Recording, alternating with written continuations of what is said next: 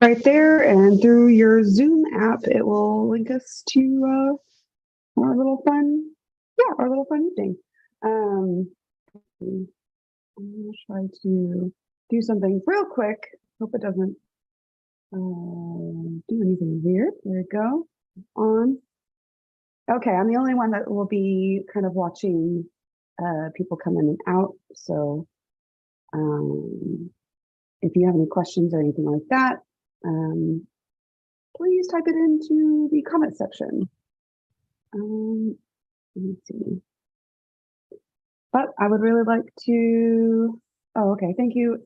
Thank you, Kyle, very much. I will let you know if anything goes funky since we're trying something out. The Reinventing Tattoo Network is getting so big, everybody, that we're trying to really fit into the schedule, everyone's links and codes and making sure they're all right. So, okay, back to it. Now that I'm not multitasking terribly, if you would like to join this evening, make sure you have some headphones with a good microphone, have some media that you're working on, and do as I'm doing here. I'm just pointing my camera at my iPad because tonight I'm just going to do a little project that we'll talk about here in a second. Make sure you're all plugged in. I got a cup of coffee. Ta-da-da! And the headphones really cancel out any outside noise. And they usually have built-in microphones these days too, so everyone can hear you really clearly. Outside noise sounds like the apocalypse on these Zoom calls, so you really want something that will muffle out, any kind of kitty zoomies in the background, traffic, any clamoring behind you. If you'd like to watch and just view, welcome. You can watch us on the Roku. Which is really cool. You can download the Reinventing the Tattoo Network and just watch, all of the things that the network provides. There's multiple tattooers and painters that all get their opportunity to host their show, their little podcast show, usually instructional. Usually we could talk about art, we could talk about tattooing.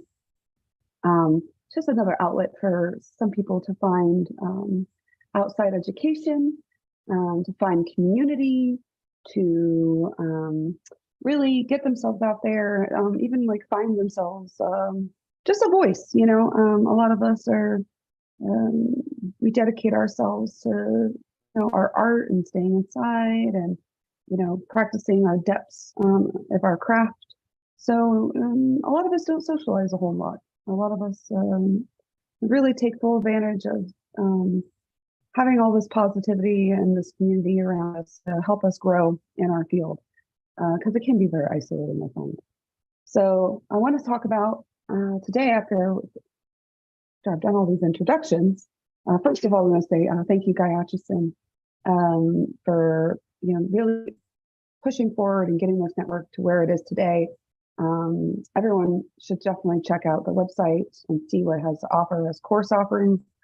And then it has like the freebie side that you can just listen to in the background or join on the fun. If I talk about anything in particular, come on and join me if you'd like.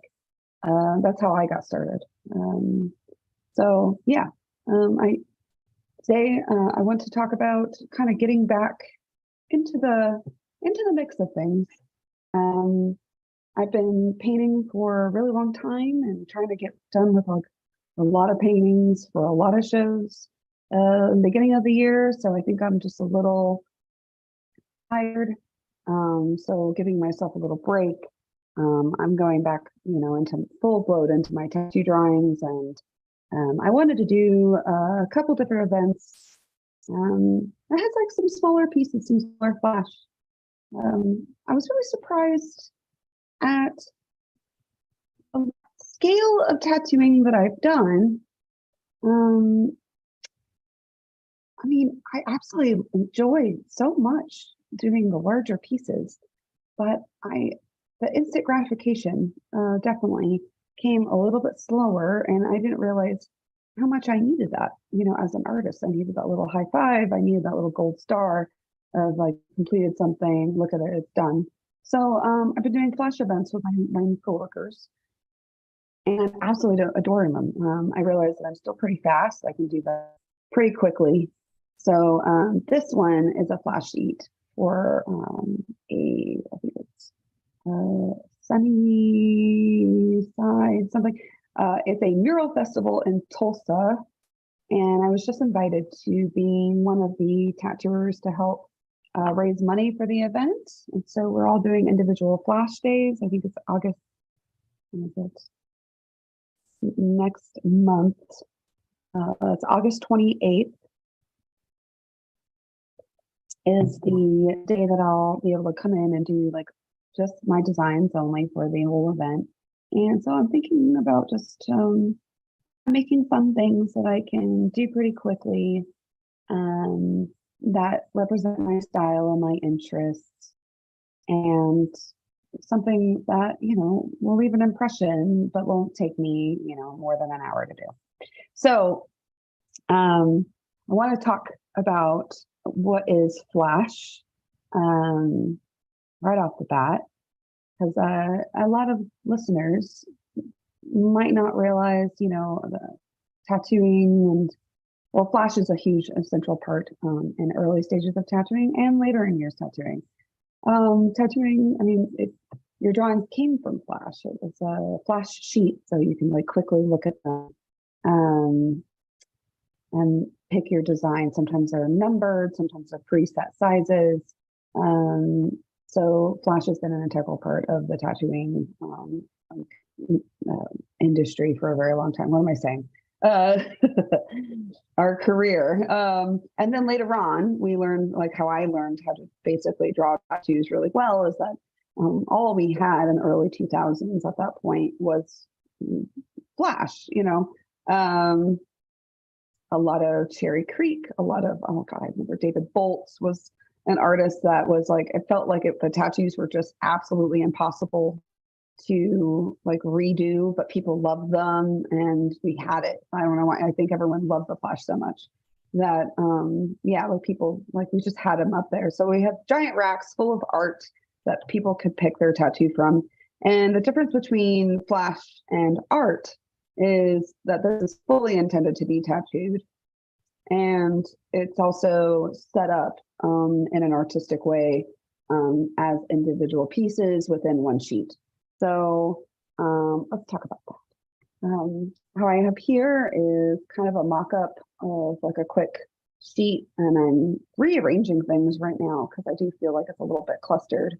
But I started this sheet last night, and all you can see is I have sketches, like just really, really rudimentary sketches. And I first picked out a theme, and I wanted to do earthy, so I was like earthworms, okay, mushrooms, and rocks, like cool, two elements, and something for those elements to live on, and that's kind of how I think about flashes.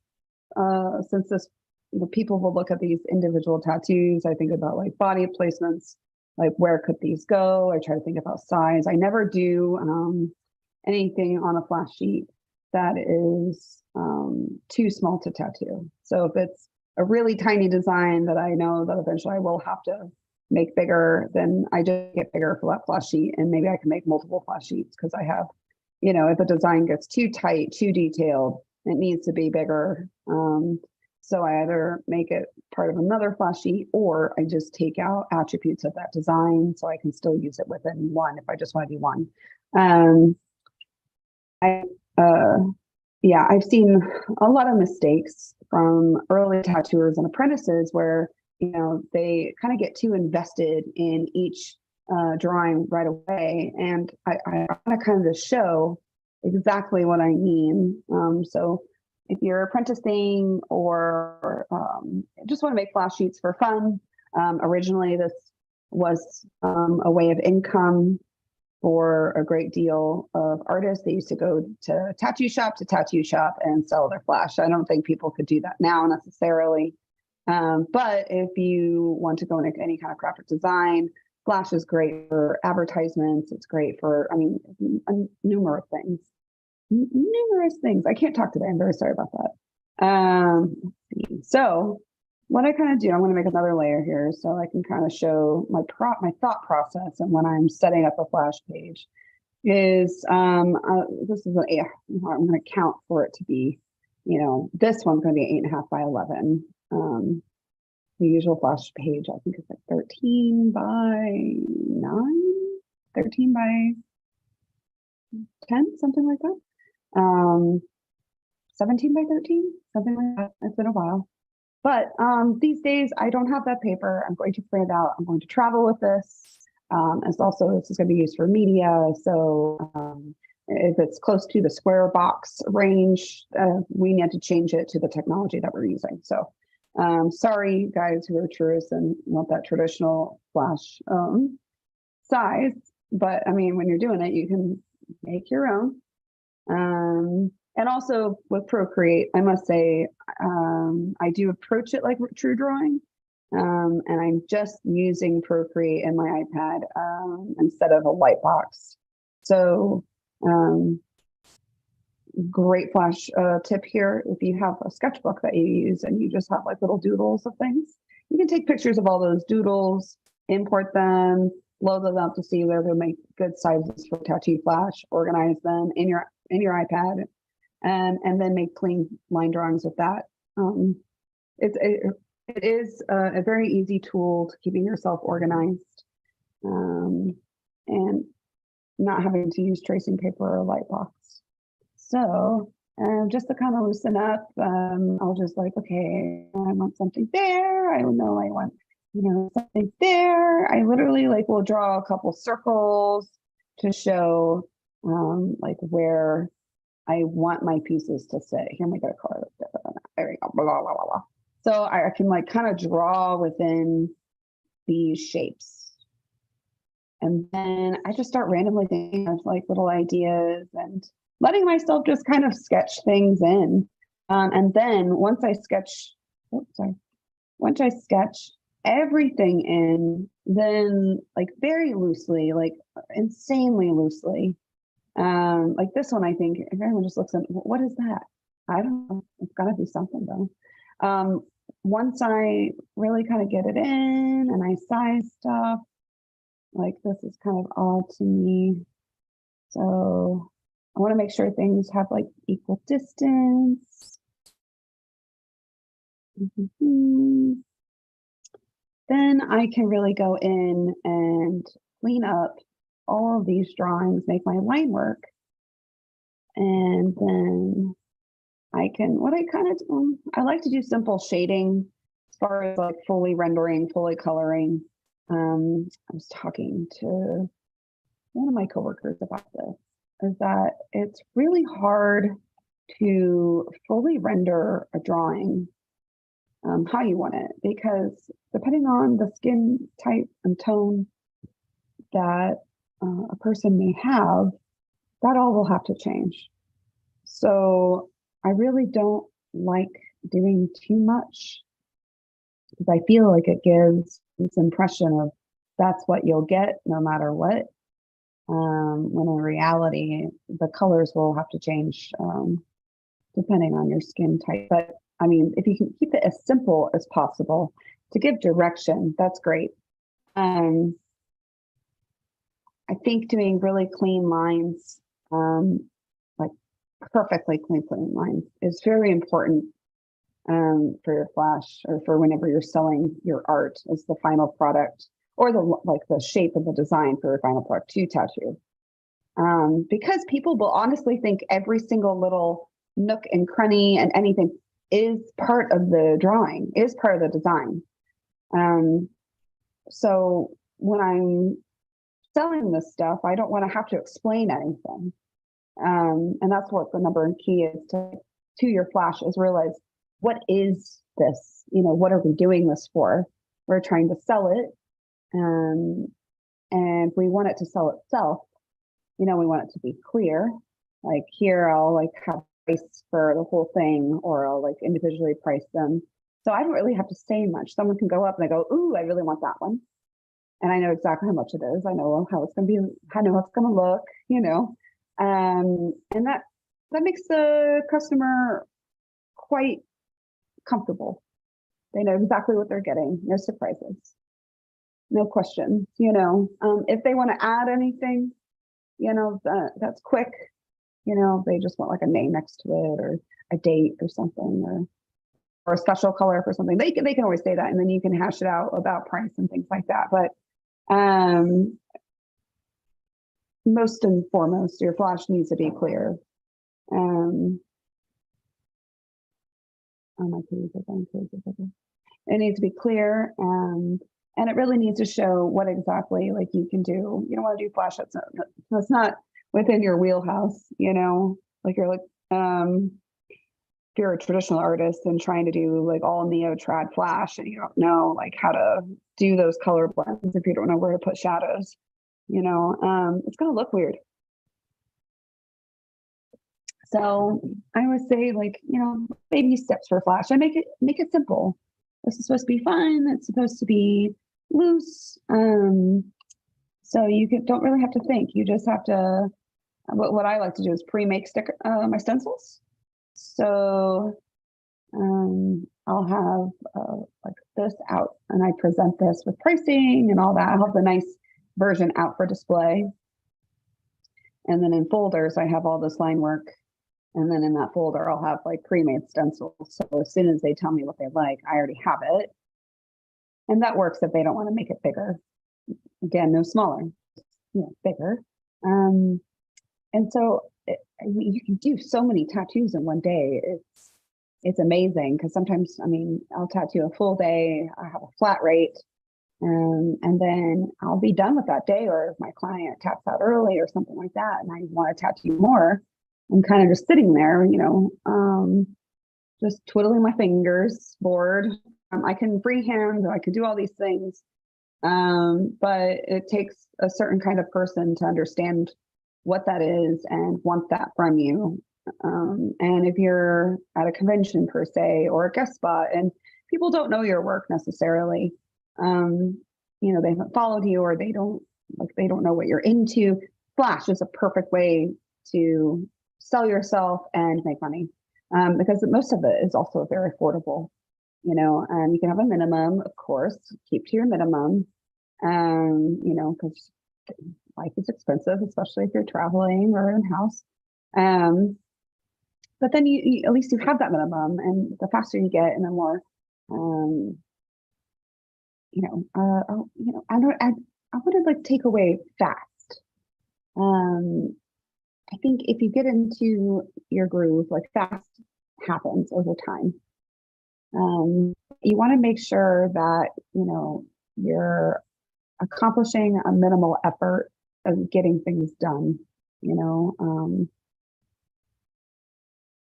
being as precise and efficient, so the client and you don't have to really suffer a whole lot. Oh, hello, I have a kitty visitor. Come up. Okay. See this tail? That's a kitty visitor. This is like a quarter of a cat, not even. So yes, this is what I have, little sketchies. I think they're spaced out pretty well. So I'm just going to clear them up. I'm going to get Mr. Mary adjusted here. There we go. It is nap time right now in Casa de Little. So everyone will start waking up around this time right now. It was pretty hard not to sleep with them. I took a little nappy with them. I've been moving this whole week, and I'm one of those people who cannot sit still if things are out of place. They're like my art studio, like my art room is just boxes and, everything. So I don't have my lighting the way I like it. This is why, again, I just want to do the iPad today. I've got to make a wall easel and get my drawing table in here. But first things first, I've been getting the kitchen unpacked and making sure the boys are good. I've got some big cats that take up a bunch of big furniture. So I was surprised how long it took actually getting all that organized and together. Okay. Mm, So if you don't have an iPad and you want to be a truist, this is what you got to do. Oh, so normally I would totally be doing this on a really nice vellum tracing paper. That is my jam. And I have spools of it because the company I like went out of business. So had these big spools in it in a nice dry area in my studio. Um, they make pads of it still, which is nice. Or the cheaper tracing paper, the harder a time you'll have with it. Back in the day, before pads, we used to hand draw mandalas. And I swore for me, I couldn't do it without this vellum because it was so smooth and it was so transparent, but yet thick. You could really fold it on a crease and there would be no shifting. There would be no extra gapping. There would be any pull or tear. It would be perfect. So I was, I really was proud of myself for figuring out how to not even do like a perfect mandala and like drawing it from hand, but also fitting it, around a shoulder cap. That was the thing that I like to do. And it's really quite amazing now that we have all these apps and stuff that have kind of took away the craft aspect of designing those kind of things. So now, like, I think it was like a huge wave of dot work workers and mandala and more abstract geo artists that kind of exploded once the iPad came out. I mean, because before no one wanted to touch it; it was too hard. But I loved it. I loved doing the harder spots, the harder tattoos. Oops. It is a little awkward though, drawing on the iPad and talking. That's a thing. But I know I'll get there. So I want to say also, I have a list of things over here. So it sounds like I'm just talking out of my butt. No, I've got bullet points. I really wanted to talk about, just overall, for the people that I have talked to out and about, that do like listen in, I'm proud of you as an artist to an artist. Not just listen to me, but just being involved with the arts sometimes can be really difficult. It takes a lot to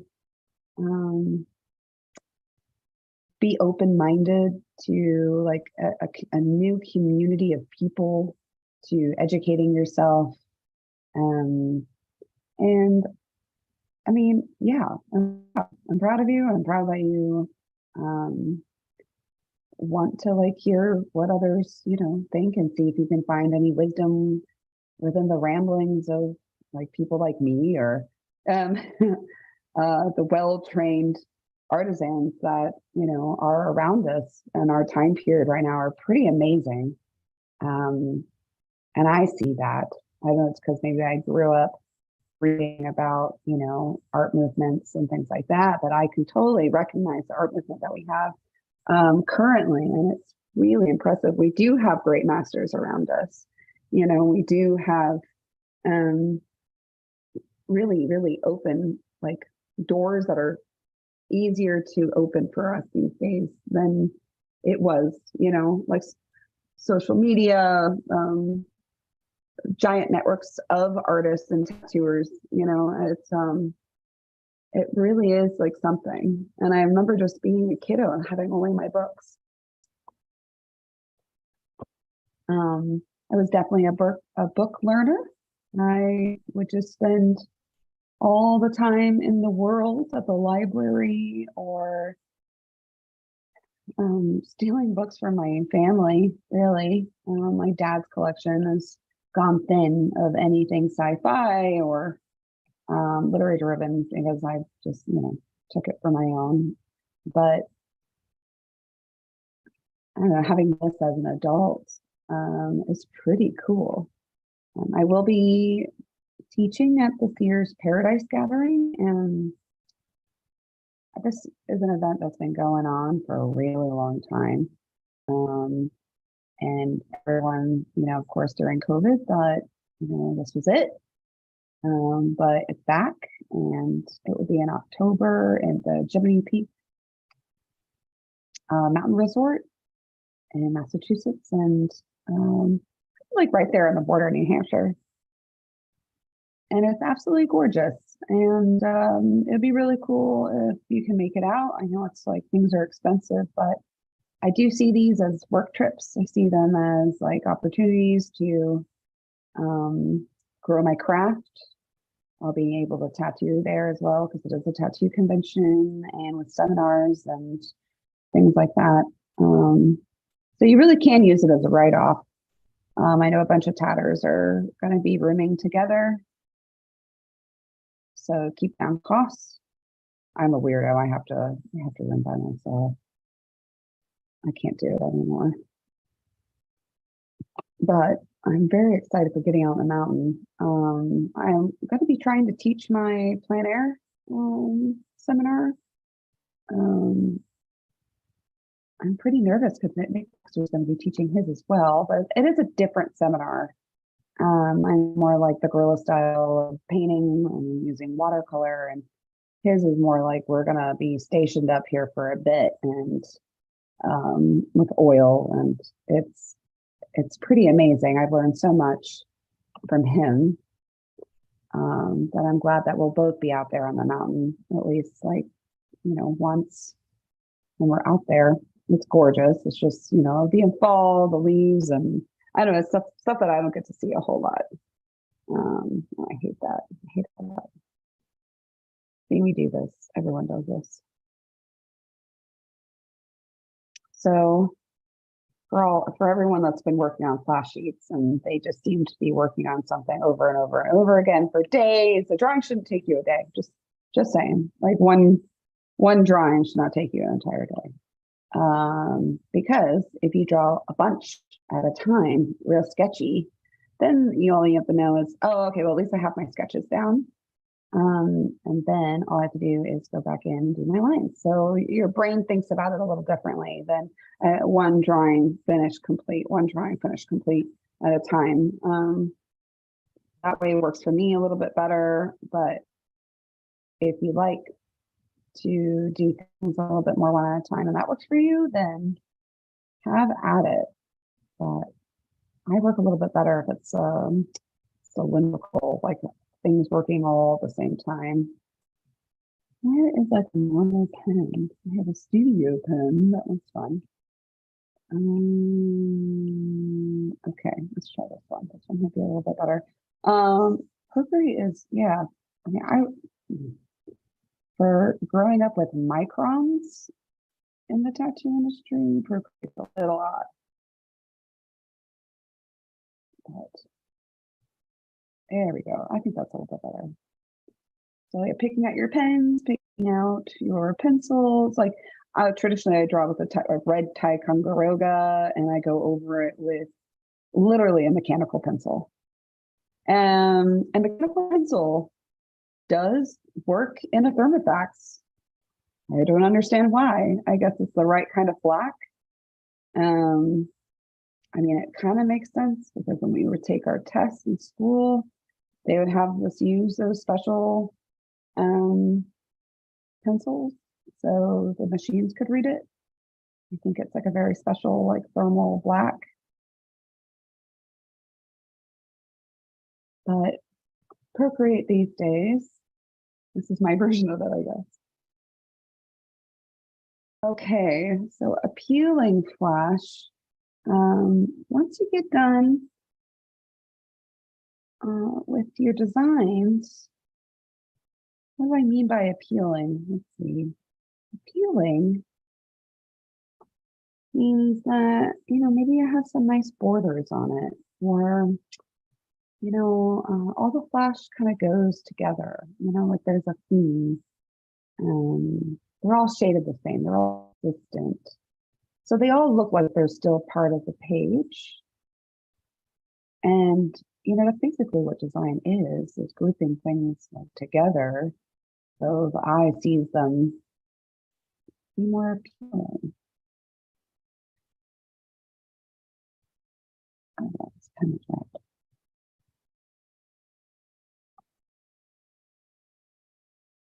And I've got myself propped up right now too. Um, you don't have to when you draw. For me, after tattooing and tattooing and tattooing all week, like I need to be a little up, like I handle with a client or skin. To draw flat anymore is so hard. To draw with a real, oh my gosh, a real big pen, hilarious. Oh yeah, that's cool. Oh,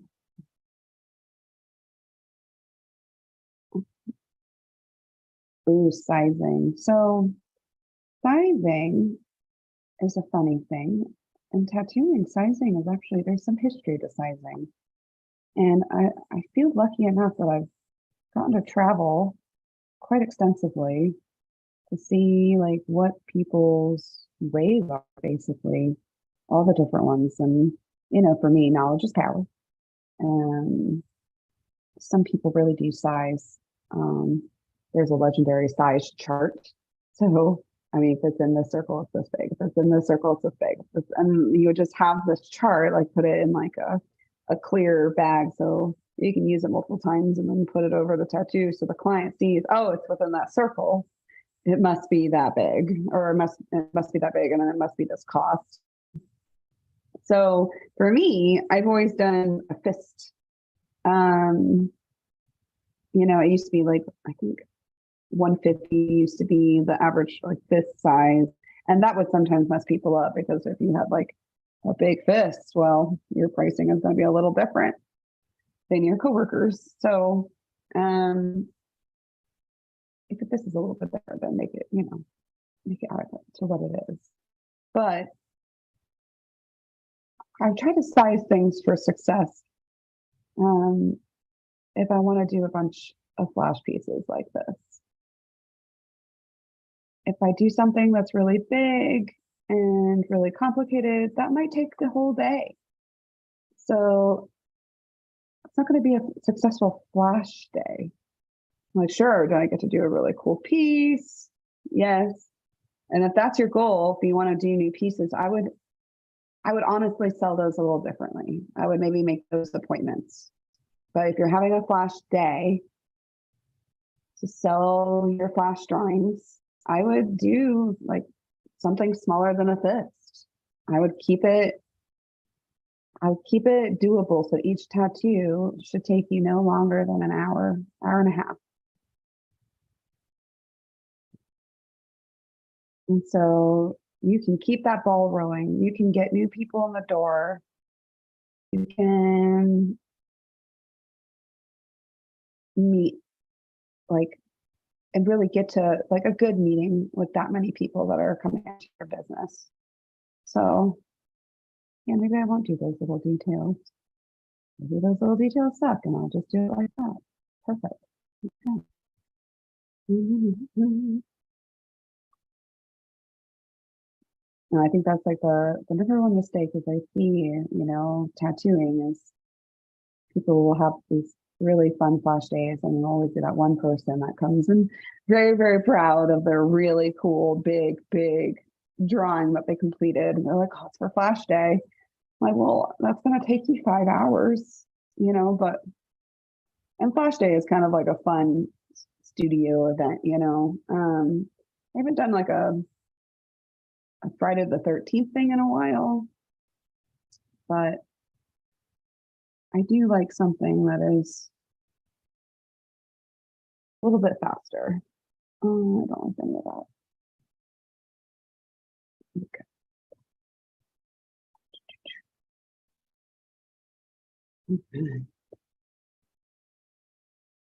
So I think coming up, I want to, any other artists are out there and thinking about any other events that are going on. There is the Pet Paradise, I think the end of this year. And For me, I've just been working so much. Actually, a lot of the people usually get to join me. All of us are just working, working, working, guest spotting, flying, traveling. And it has been really hard to find extra time off these days. My studio is now 5 years old, and um, we got some new people in, some new energy, some, it's always interesting getting new people into your studio because you get to learn each other. Like everyone has kind of preconceived notions of what they see from the art versus what they actually like get to meet the person. And we all get along really. I'm really thankful for that. We're all kind of like funny and joke around and serious when we need to be serious. I don't know, the people I have around me right now are really supportive, and I love that. So what do I do as a boss? I try to show up as much as possible. Even with this move though, I mean, gosh, like every day I'm like, hi guys, I'm still moving. I'm sorry. I am completely in a very, very needy relationship with my studio. So I do check in pretty often, and it's hard to get away when you care about something so much. Forever, my friends with kids would just be like, "Oh, when you have kids, you'll understand." I'm like, "Oh, I mean, yeah, tattoo studio is not children, but I think I have a clue. Constantly the worry and constantly the fear of being less than. It's absolutely terrifying, but I'll mess everything up. But, I've been taking a much more relaxed approach lately. My health has been absolutely crazy, which I haven't really talked about. I mean, everything's fine right now, but it took about 2 months to find out if I was okay or not. Lots of pokings, lots of samples, lots of things, and it turns out I'm just, fibrous. So, I was about to just, join the amazing team of people who just have a full front panel awesomeness, because I was about to just fully chop off all my titties. I'm just going to say it. No worries about it. So, yeah, worrying about life and stuff like that. And I just see making time, to be able to sit and draw or sit and enjoy my pets or my garden. All of that is self-care. And self-care is never taught, especially in art school. Art school is where we learn how to drink coffee and smoke cigarettes and read out like self-deprecating poetry, which I do fully enjoy. But it's not the healthiest for the healthiest lifestyle. So, we do what we can. Oh, that's a good rock. Okay. And see, now I am just cruising through this flash. And I will be able to start another flash page today. When I do apprentice someone, I do require them to have about 1,000 flash pieces, not pages, just pieces, like individual, before they can take their final exam here. Oklahoma is a little different for multiple states. So if you're listening in and going, what final exam? We're like, well, Oklahoma is a little different. But it is a good timeline to be like, okay, so you want to start tattooing legally, you should have drawings that you're very familiar with. One, so like stuff like this, you just do over and over again. And you should have a good assortment of them. So kind of funny, I've had this jar that I've carried around with me for, I don't know, I probably the last 15 years, to be honest. And I don't know, it's like a little ball mason jar. I don't know how it's like stayed alive and how it hasn't just completely been smashed to bits. But it's called the idea jar. And it's just a jar full of little crumpled up ideas on pieces of paper and or things. So everyone's allowed to contribute. Oh, what is my pen doing? Contribute to the jar, and it has to be a noun, a verb, or an adjective. So you pick 3 of those little balls of paper. Boom, you have a flash idea. It might be a little weird, but so are people's requests for drawings. So if you can make that happen, you'll be fine. Oh, that's fine. I'm gonna make this one real quick. Oh, good. And as an apprentice, I mean, oh my gosh, this is all we did. Like if I didn't have new flash every day coming into work, they would just tell me to go home.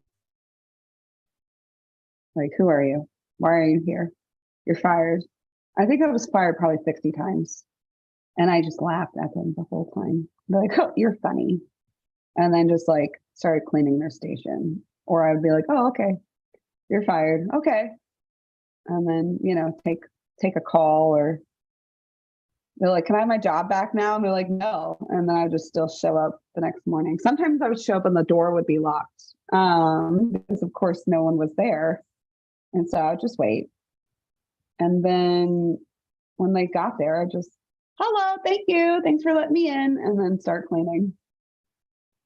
It was a weird time. I mean, yes, it was a weird time. If anyone remembers 2000 and like 3 to 9, it was weird. It was super weird. We didn't have a whole lot of future ahead of us, you know. I mean, I was going to be going off to art school. That was the plan. I had gotten scholarships. I had gotten all kinds of stuff. But I mean, the war really did mess up a lot of stuff, and the housing market as well. That really messed up people's incomes. And they had all these balloon mortgage rates that were absolutely insane. So like there was just no money for anything. And then while I was in college, I just went to my local college because it was way cheaper. I found out what I wanted to do in biology. I mean, there was no funding for it anyways. And there wouldn't be for quite some time. Like there's really still isn't a whole lot. So it would have been a government funded program that I would have needed to pursue that. So I saw tattooing as an option. And it was really all my friends that got me to do it. I kept drawing them designs like this, and they would take it to the artists who, I mean, back then, again, nothing was custom. Everything was pre-bought flash from other artists that tattooers were doing on people. I mean, oh my gosh, I still think about some of these flash sheets that I used every day and made money off of every day. And they're like, I should have sent like a $5 bill to that guy, you know, that same freaking arm tribal, you know, just be like, thanks. Because I mean, all of us made so much money with it. So, but people came to me because I would take those flash drawings and clean them up. I would make the weird hands not weird. I would color it a little differently. I would reshape some stuff, you know, like, and people loved that. Oh, what an artist. But I was a dropout like art kid tattooing. And back then that was really, really odd, which seems odd because now tattooing is finally a respectable art form, like it's in the eyes of the fine art community. I mean, trust me, it really took a long time for them to include us. And sometimes, you know, they teeter on it, but no, it is now fully seen as a fine art. If you treat it that way, of course. If you have the artist etiquette, the professional etiquette about it, then yes, if you want it to be a fine art, it can be. If you want it to be, flash tattoos, it can be. Some people just like getting tattoos. This is exactly what this is for. That is, I think, the biggest distinction. I meet a lot of people out and about. I've been trying to be more social, and it's just absolutely terrible. But I do a terrible job. I'm sure everyone else is spectacular at socializing, but sometimes I got 20 minutes of me, and then I just freeze, close up, and then I gotta go. I enjoyed myself. Thank you. Bye. But the number one thing people ask me is oh, I want to get a tattoo from you. And I'm like, cool. But they don't know what I do. They just met me. They know I tattoo. That's as far as we've gotten in the conversation. And I really wish that I had just a booklet right there and then I go, cool, which one of these do you want? Because I can do that. But normally, no, because being a custom artist, there's an air of haughtiness that I can't get away from just because there is that denial of, yeah, I can't get you in this Saturday. I actually can only get you in about, 3 months from now. So I try my best to be a little bit more open with my clients because, I really don't like it, but I am, sometimes we have to be the face of our business. And I really did think just the artwork could speak for itself for my entire being. But no, I like to be there on our shop flash days and being involved. And people find it very exciting and fun, and I do too. So I do feed off that energy. So I quite enjoy it. And they enjoy it too. And so it makes me a little bit more accessible, which I don't mind. I kind of like.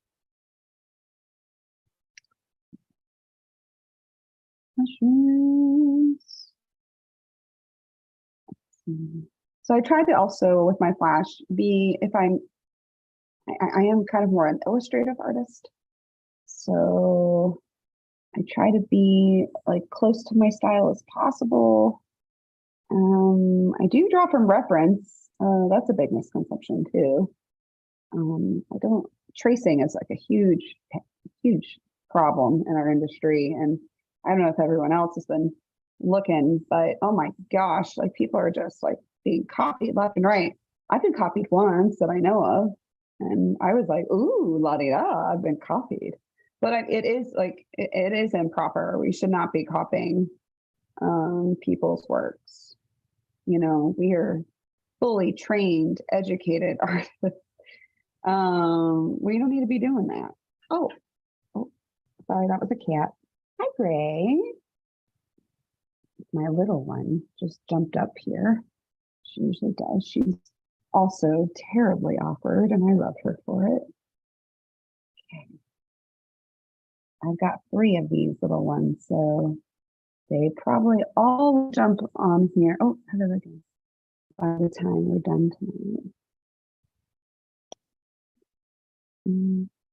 Okay. Oh.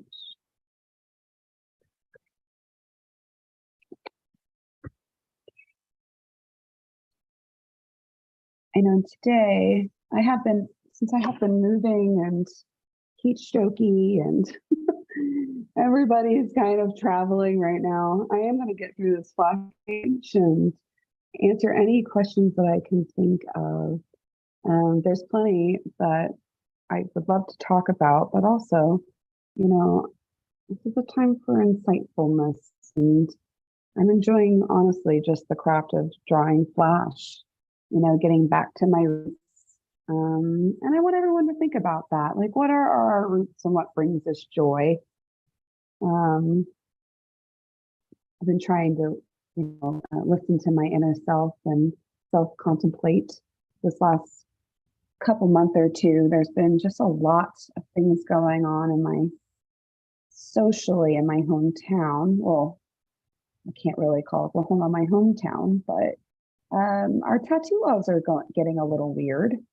And so it's just, you're trying, it's hard to be active and also try to protect yourself um,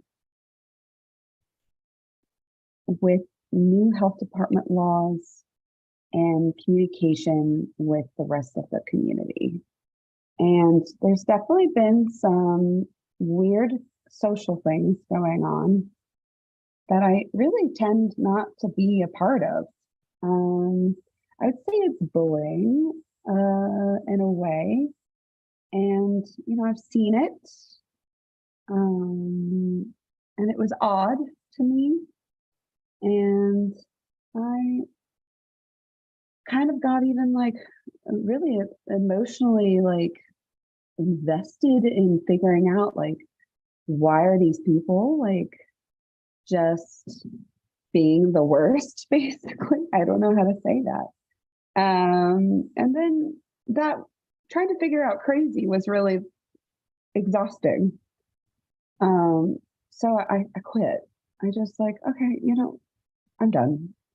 And yeah, greater things are happening in my life than trying to involve myself with something I can't understand. So I think that a lot of times I'm like as I think about that, and I think about trying to get my own life together and get myself moved, make sure my kitties are good, make sure my business is doing good. The UPS strike was like actually a big fear of mine for a second this week. Getting supplies in. I was like, none of these people right now that are in this like drama or this bullying, like none of these people are accomplishing anything. And that's usually my mantra is, well, yes, but is it accomplishing anything? And so, yeah, I did some little interviews here and there. I spoke my piece, and now I get to walk away because that's a fight that I don't choose, and I don't know if that's my little airy self.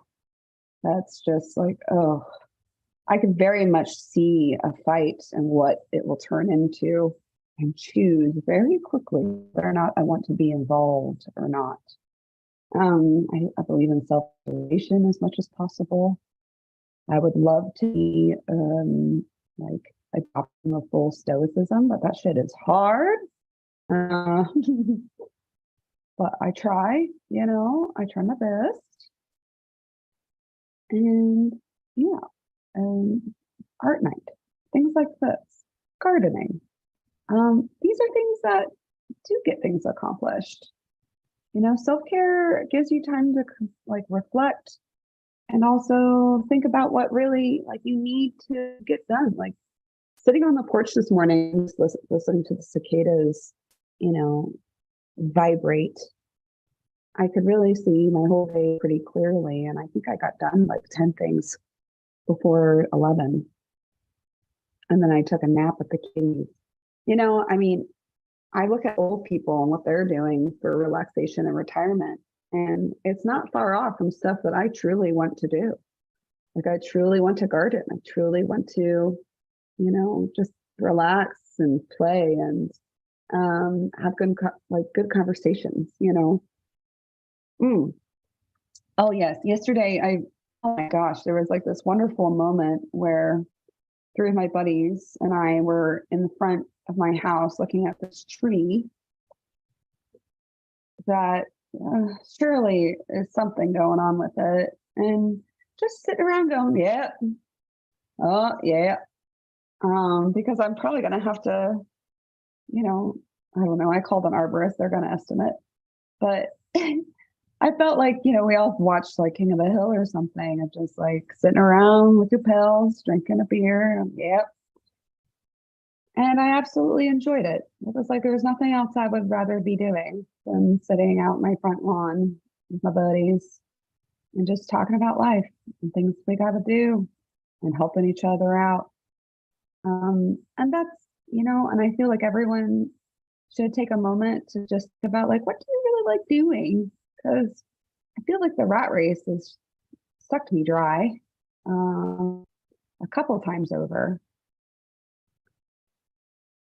And I had this wild idea of once I even post my travel stuff, of just taking like maybe like a month off and just doing my email, just, but not producing any extra than what's on my list of life.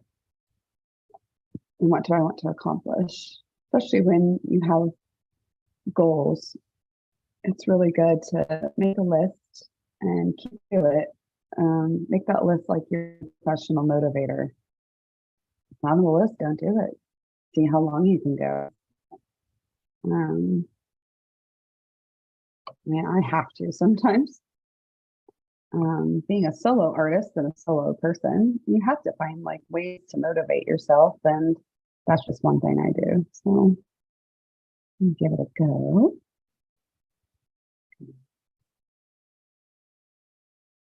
Something very rhythmic to line work. And I love rocks. I mean, my rocks are always very rigid, almost like cut crystal. Lots of different planes and angles. I love doing little tiny castles on mountainsides. Oof, that's good. I have a dream of like doing a wall to wall in my booth of just like endless castles and mountains and cliffs. But yeah, once I get done with like number 57 of my list of a million things to do, I'll get there.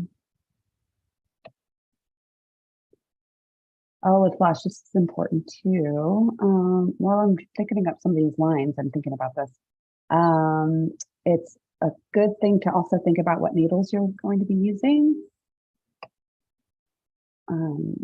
Like if you have a surplus of something that you want to use, or you make like 2 needles for the entire flash sheet, like a liner and a shader.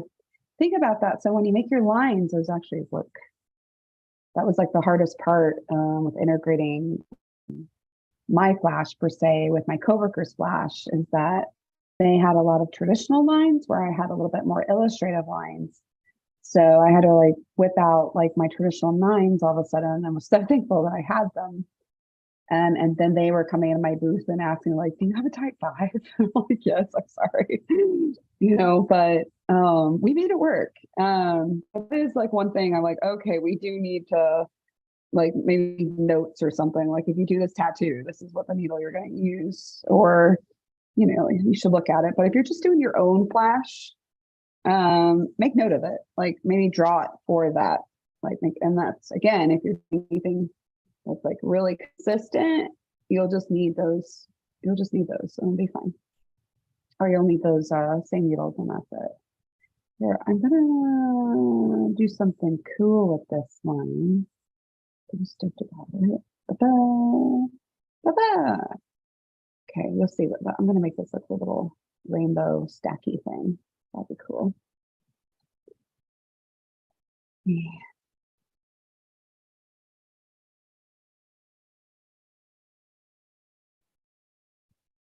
I think doing little designs like this, even if you're wanting to apprentice, honestly, I just did some portfolio reviews for a seminar I had, and people that had like flash drawings, I was so like, yes, this is just kind of like perfect, and they were still within their own style too. So they were making their style flash. And I was like, oh, perfect. I couldn't be more happy and proud that, they were taking those steps to like figure out like how to make their fine art style into a tattooable flash style. Or a style that could, let me reword that, a style that can be made into flash. There we go. Because flash is not a style. Just making sure everyone knows that. That's like the hardest part about tattooing. And there are some verbiage that we use that a little different than common day expression of art from, everyday people. Okay, that's pretty good. Cool. So I'm pretty stoked about this mural event. I don't know who suggested that I be a part of it, but I'm pretty stoked. Tulsa's a pretty cool area. It has some real shitty history. And I didn't even know about it until I moved there. And now, there was a movie, I think they're making a movie based off of Black Wall Street and what happened there. It is absolutely just a crime in our country of what has happened. It's like exactly 100 years ago. I think 101 now. Yeah, where basically Tulsa was like the capital of Oklahoma. It's the big oil boom. Was doing so well. There was a giant, I can't think of how many block radius it was, giant that like our people, our government in America just annihilated the entire neighborhood. And I'm from the South, and I as a citizen of the South, there's like things that you see because of racism, from bad police officers that are making bad judgment calls to, I'll just call it like racist.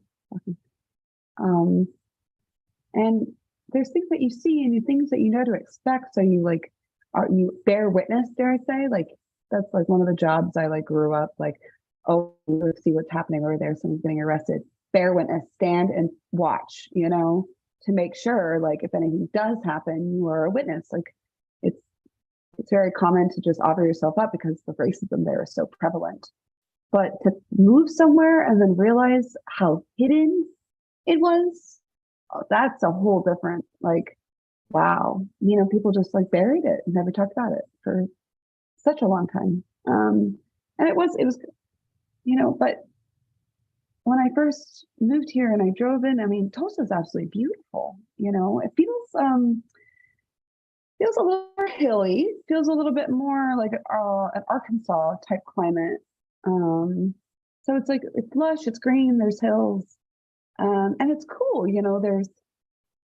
It's gentrified just like Oklahoma City is. It's it's like up and coming, but yet it's quaint. And you can feel this air to it, though. That now I know. But there are, now that it is out in the open, I feel like there has been a great deal of healing. And that's within the arts culture, of course. Like I think honestly, artists heal a lot in like around the world. You can take a impoverished bombed area, and I mean bombed by absolutely just annihilated socially, economically. Look at Detroit. Look at, artists moved in, fixed up everything, brought life and culture, something different to the area, and basically got it back to where it is today. Brooklyn, completely different place. Holy moly. So to see now that Tulsa is doing this really cool stuff for the last couple of years, I'm really glad to be a part of it.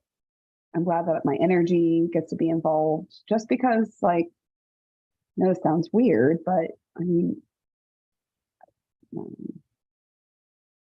I know that I am like something different, and I don't think there's nothing like terribly special, but I know that I am not your standard.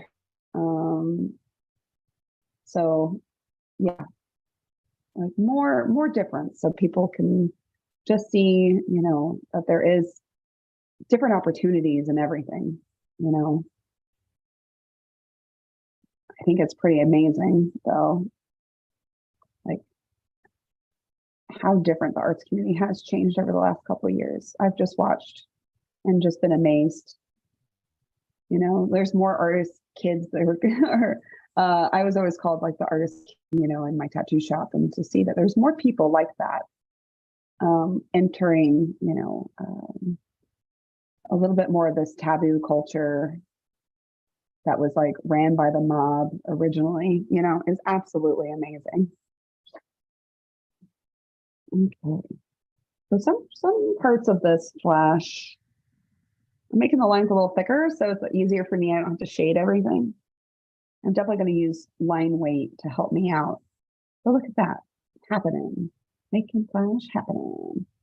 Oh, and I drew this worm, and I want to make it this worm in the world.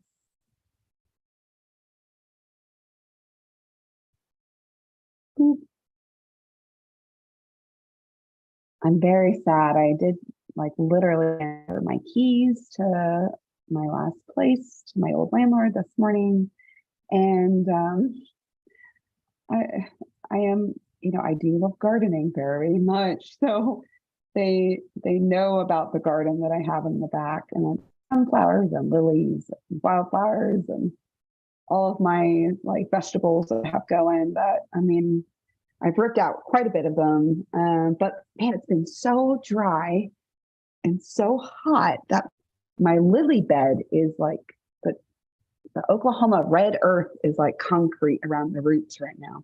So the last thing I said to my landlord, just, you know, full of energy, you know, like crack us down in the morning. I'm like, oh, so one more thing, you know, if it rains like really good, and you see like a little goblin in the backyard digging up, that's me.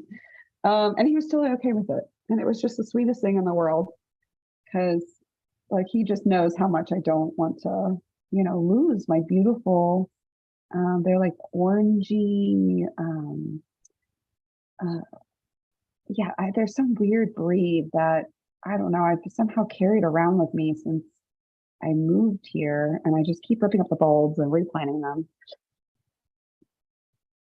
And I don't see them too much around my area. And there's, I mean, there's a variety of lilies in Oklahoma City that just grow natural. I don't know, that's one thing I do love. Florida, geez, you get pretty much green things, and green things. And in the summer, they all turn brown.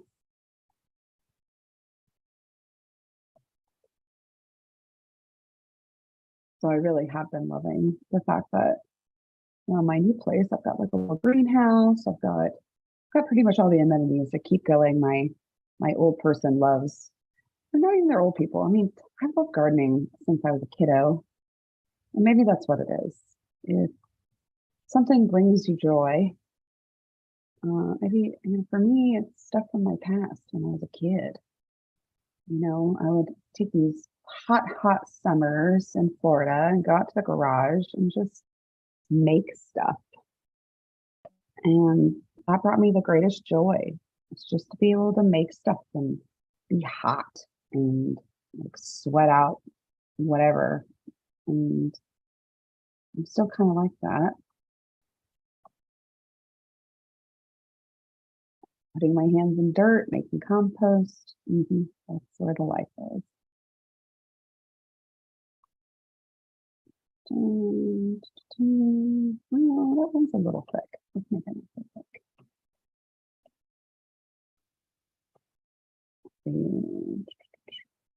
I don't know if any of you have seen, but I also been doing these little apprentice seminars, and well, I've been doing seminars now for a couple of years, and that's been really quite amazing. One, I never like I do miss college a whole lot, so making a seminar is like making an essay for your professor to read, and you better be accurate. So it really makes me fact check things, really makes me figure out flow and diction. And I do have a little stutter. Um, so it really does help me slow down when I talk. Um, and I just had an apprentice seminar, and I think it's so funny that I had both haters and lovers of it. And the haters I found out because the seminar was called, and I'm just going to say it as neutrally as possible. So, do you want to be an apprentice or a tattoo apprentice? And so I realized, like, the funny thing about diction is that I was saying it in my head. So, you want to be a tattoo apprentice? Question mark. And if anyone had some qualms with it, they all read it like, so you want to be a tattoo apprentice? Like a sales pitch. And I thought that was pretty funny. But basically the entire seminar was expectations through like laws of your state and city versus your mentor, how to keep your head above water, how to act, what is etiquette when talking to your mentor, what you really should focus on, what you shouldn't, like rules of thumb. I made graphs, it was like this really as much information as I could possibly cram in 2 hours. I think we're exactly 2 hours. And then I did portfolio reviews after that and let them know, like, this is like what I know from art school to make a good portfolio.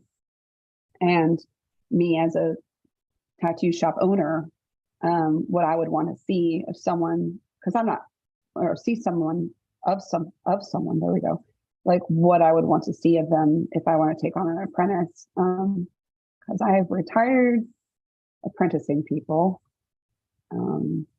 I really, really do like teaching, I think, within my own, not age necessarily, but age of craft, like people that have been tattooing for a while or just a little bit. But they have some idea of like what's going on. I don't think I can hold any hands anymore through, the hard dives of what a tattoo apprenticeship will have, because that stuff I can't control. And that's, being poor if you don't have a way to make money, getting hazed by people that aren't even me. Just like the schedule of it all. It can be brutal. And I really think that I'm better used elsewhere. So I'm pretty excited. I'm just going to be doing seminars now. And I really, I have like a booklet of scripts that I've been getting ready for certain things. I have some footage of seminars I've already done, but I think, yeah, that's my next step is to try to bring back that scholarly element that I used to like be so enthralled with. Because ultimately, yes, I know I probably got another 20 years left of tattooing in me, but I do fear that day I won't be able to. So that will be my retirement, hopefully, is teaching and teaching not just tattooing, but teaching painting, teaching about biology, teaching about life. I really like getting back into nature and helping people get back into nature. Because I think, I've suffered from anxiety for so long, and distrusting people and everything, that honestly being out in the middle of the woods or the side of a mountain is probably the healthiest place for me to be. So I would really like other people to experience that, understand that I'm not just going there to escape, but I'm also finding peace. And that's, if I ever say I'm in a cave, that's what I'm doing. I'm positively finding myself peace and quiet.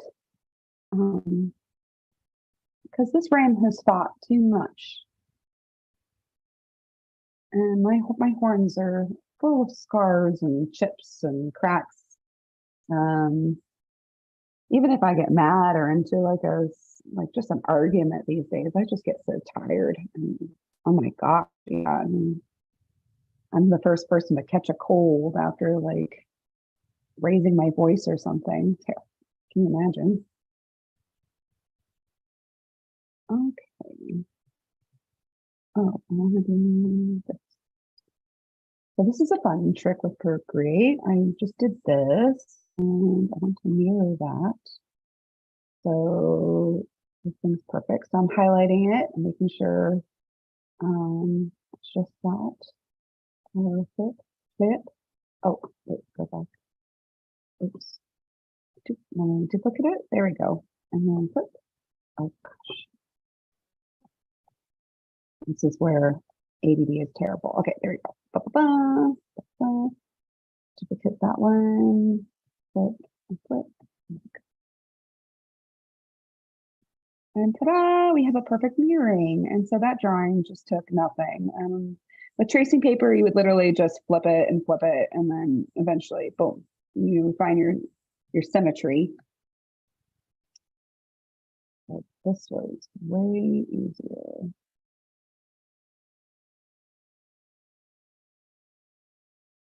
Oh. Okay, cool. Okay, did it. Let me just add these little bits.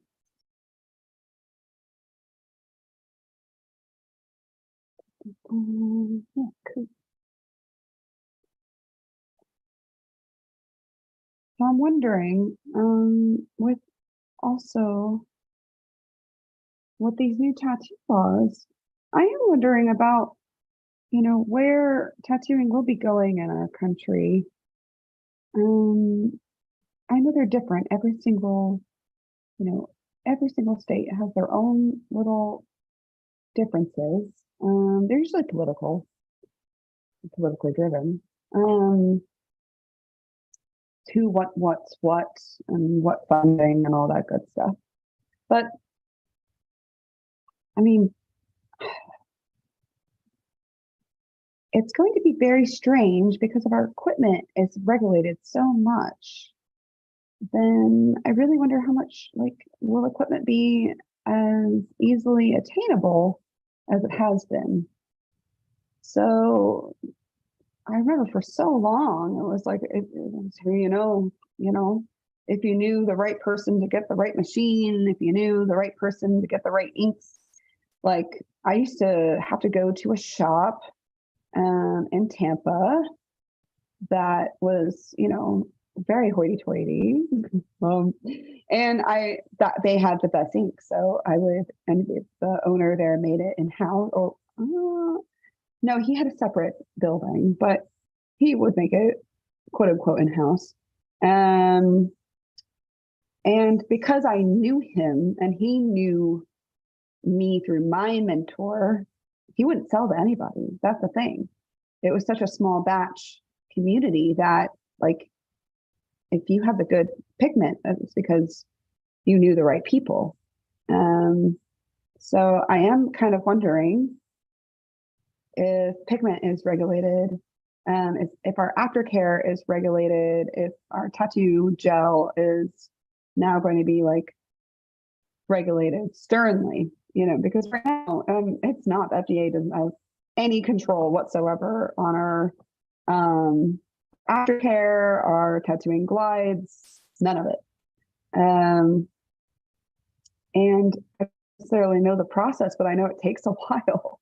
So I'm wondering how many people are going to dip out. I think it was a couple years ago.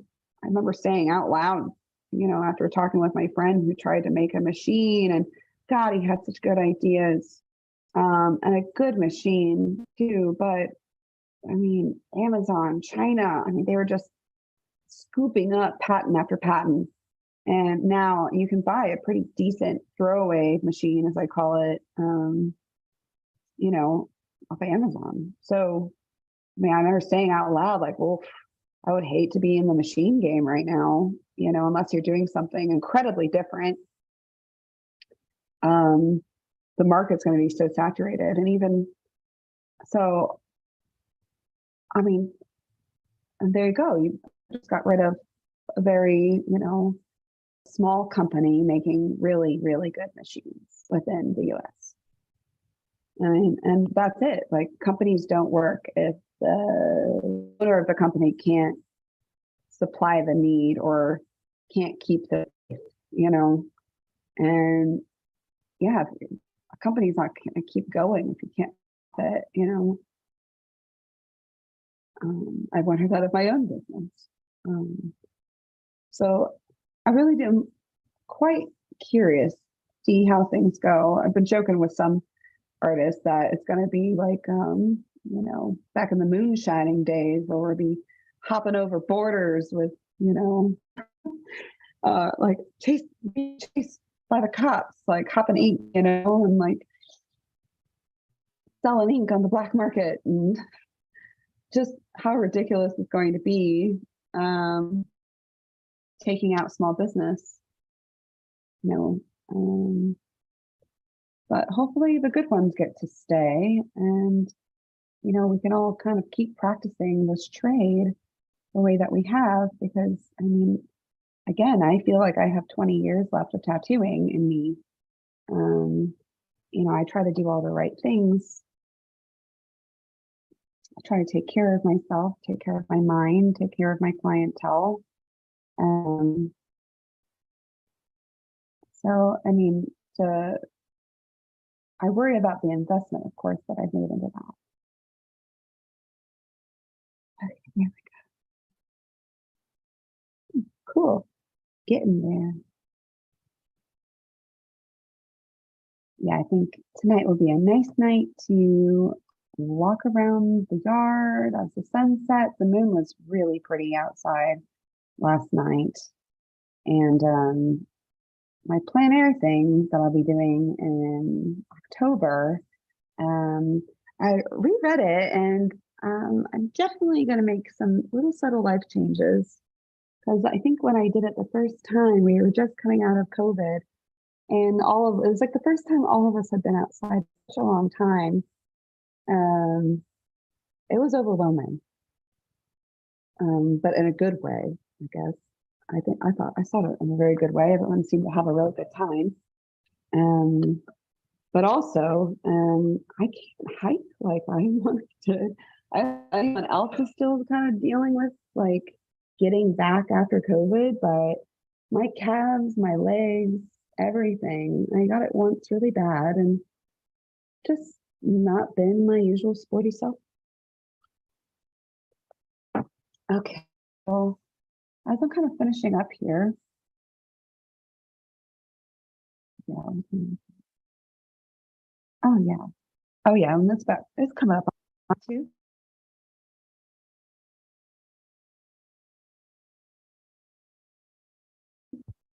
Got a phone call from somebody. As we're finishing up, I want to go into kind of ask themselves what brings them joy. If it was something you did as a kid, or you do with a friend, or try to figure out how to do it on your own. See what you can do. And then if you're drawing flash, take that same idea of those things that brought you joy and draw some flash with it. I love butterflies. I love nature. That's how you can make it your own if you concentrate on what you like, what your interests are. There's multiple ways of like finding your style. But I have to say, the one that I enjoy the most, and I learned from an artist named Kelly Doty, is going back to childhood and thinking about the things that really brought you joy, the things that brought you comfort and familiarity, and that felt home to you. For me, I still will go outside and collect rocks until the sun sets, especially if I'm in a new area of nature. I watch those videos all the time, like people cracking open rocks to find fossils and stuff like that. um, nature, like decomposition and mushrooms and little earthworms, and it's the stuff that I really, really like. And so I know I'll have fun doing it, and I'll be excited when people pick it. And if someone doesn't pick a flash drawing, don't worry. Eventually they will. I just got to do a flash drawing. I have literally had for like, I don't know, something weird, like 12 years. And I would just always have it out, but it just wasn't meant for anyone. And it was a little bit of a bigger piece, but I just keep drawing it, when I put into new sheets, and I make it better and I make it better. And someone finally got it and they were so stoked. And I was so stoked, and they were stoked that I was stoked. And then everyone's stoked. And then there you go. That's how you make friends tattooing. No one wants to be tattooed by the grumpy guy. Okay. All right. So I hope also that you've learned a little bit about what Flash is, how to do it, how to design it. Let me show you real quick. So now I have these really exceptionally clean lines that my Thermofax will be able to pick up. Look at his little face. Oh my gosh, look at that. This is to the size, everything will roughly be. So I'm making everything pretty nice and tiny, but tattooable. I will go back and make another layer now, because I want these lines to stay liney and clear and crispy for my stencils, and so I can archive them. And then I will make another layer and I will color them in, and that will be what I show my clients. And then, yeah, I will, if I don't do any of them, if I learn to hate them, I will get rid of them. I'll add one to other pages. I mean, you will have fun with your Flash, because it will be like a staple of your own eventually, once you do it enough and enough and enough. You'll have pieces that you'll redraw 1,000 times in a different way. And that's good. That's actually recognizable, and that's okay.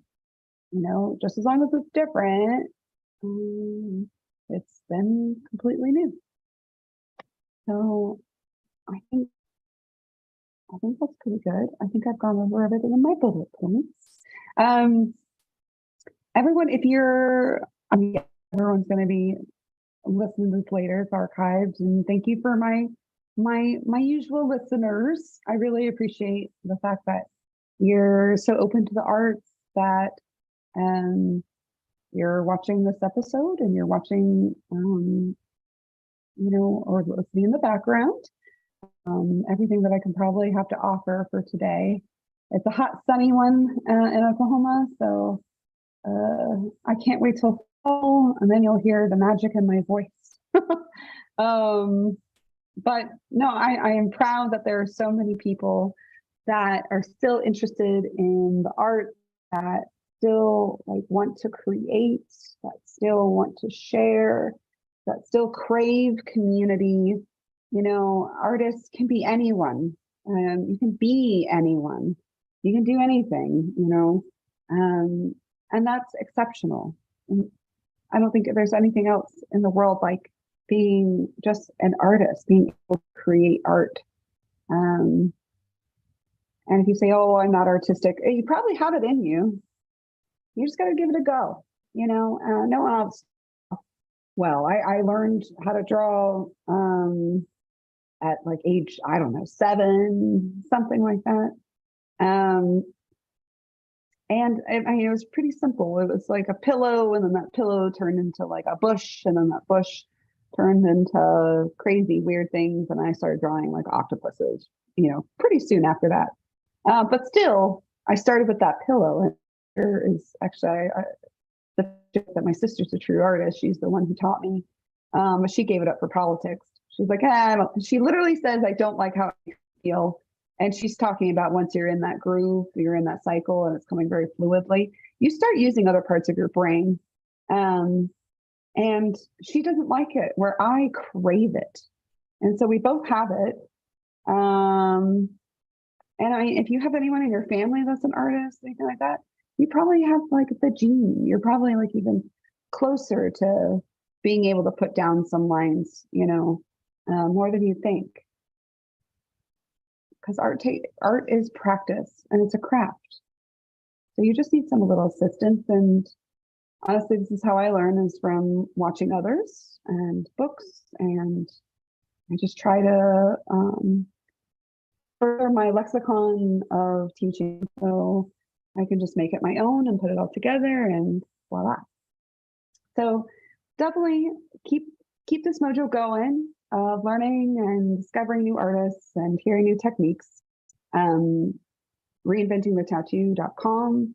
Again, you can sign up for courses, or you can peruse the calendar of multiple shows, all hosted by different artists of tattoo and fine art alike.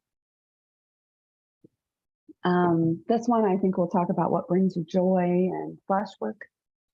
But yeah, do as you're doing. You're doing great, and baby steps, But I hope you have a great week, and see you next time.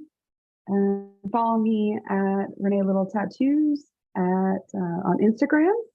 I don't really Facebook a whole lot, but I'm on there as well.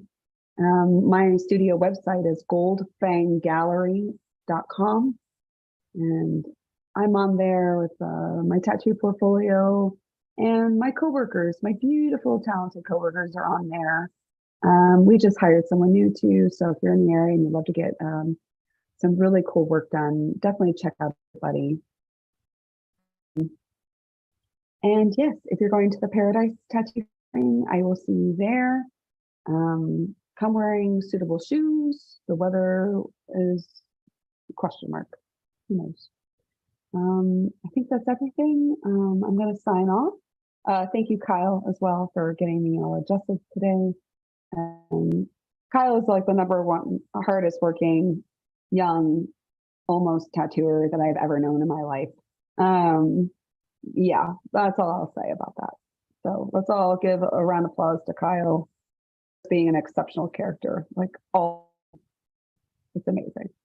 So, all right, thank you so much for watching, and I will see you soon. I will have some of this flash also at the Homeward Bound tattoo convention this next weekend. So maybe I'll get to tattoo you out there too. All right. Well, thank you so much. Have a good day, and